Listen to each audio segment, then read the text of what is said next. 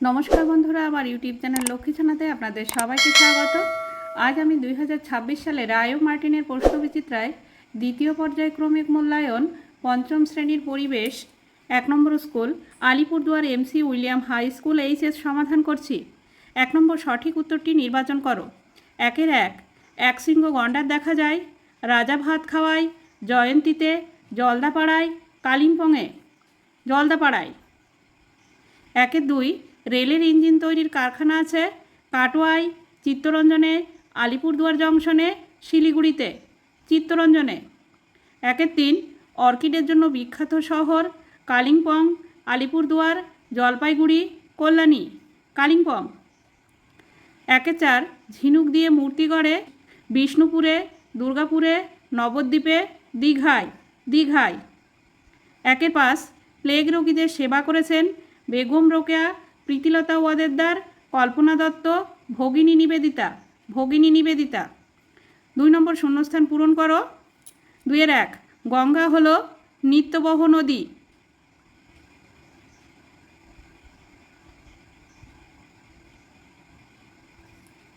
2-এর 2 দ্বারকেশ্বরের দক্ষিণে শিলাবতী নদী গিয়েছে।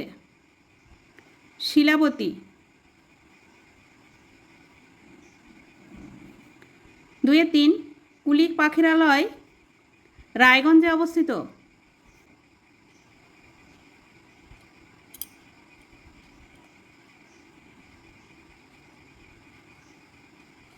রায়গঞ্জে কুলিক নদীর পাড়ে অবস্থিত।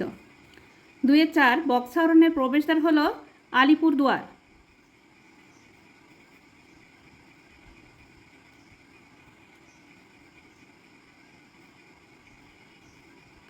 2-এর 5 অযোধ্যা পাহাড় অবস্থিত পুরুলিয়া জেলায়।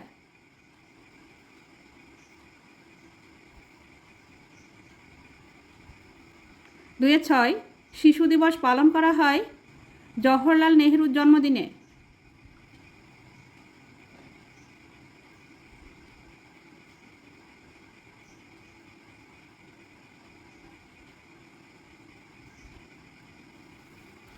3 নম্বর স্তম্ভ মেলাও বাম স্তম্ভ, ডান স্তম্ভ।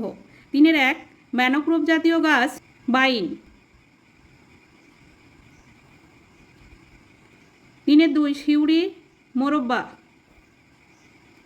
3-এর 3 রবীন্দ্রনাথ ঠাকুর শান্তিনিকেতন। 3-এর 4 রেশম কীট তুঁত গাছ। 3-এর 5 কীটনাশক নিমপাতা। 4 নম্বর এক কথায় উত্তর দাও। 4-এর 1 শালপাতার ব্যবহার লেখো।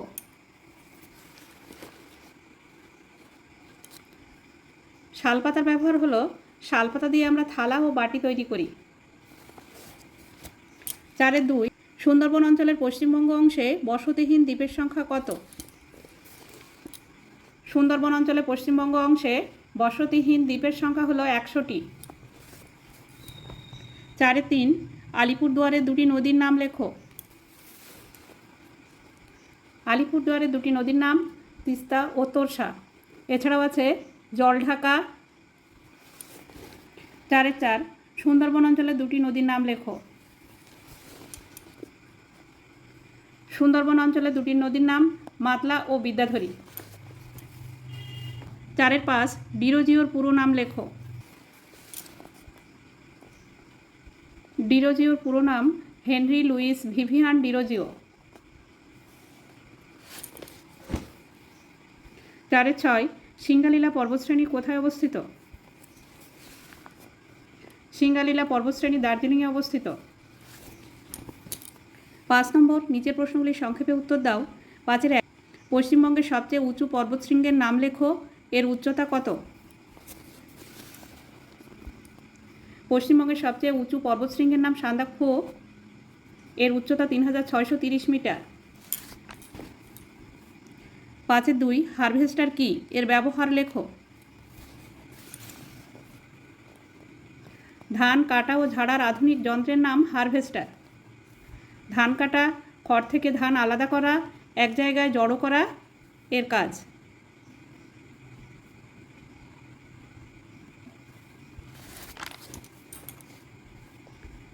5-এর 3 ডিভিসি এর পুরো নাম লেখো। কেন তৈরি করা হয়েছিল?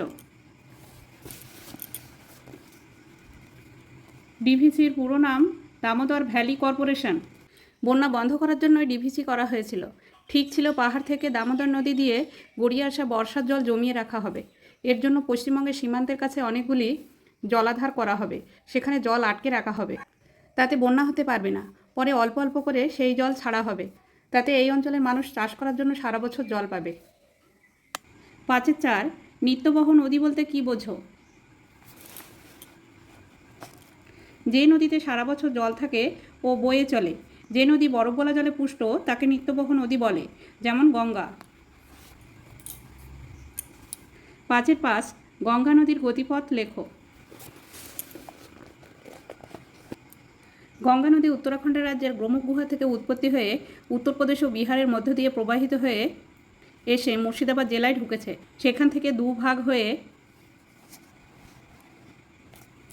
চওড়া ধারাটা বাংলাদেশের মধ্যে পদ্মা নাম ধারণ করে বঙ্গোপসাগরে পড়েছে, আর অন্য ধারাটি পশ্চিমবঙ্গের ভিতর দিয়ে বয়ে গেছে। মুর্শিদাবাদের মিঠিপুর থেকে নদীয়ার নবদ্বীপ পর্যন্ত এই ধারাটির নাম ভাগীরথী, তারপর এর নাম হুগলি নদী। এই নদী বঙ্গোপসাগরে পতিত হয়েছে।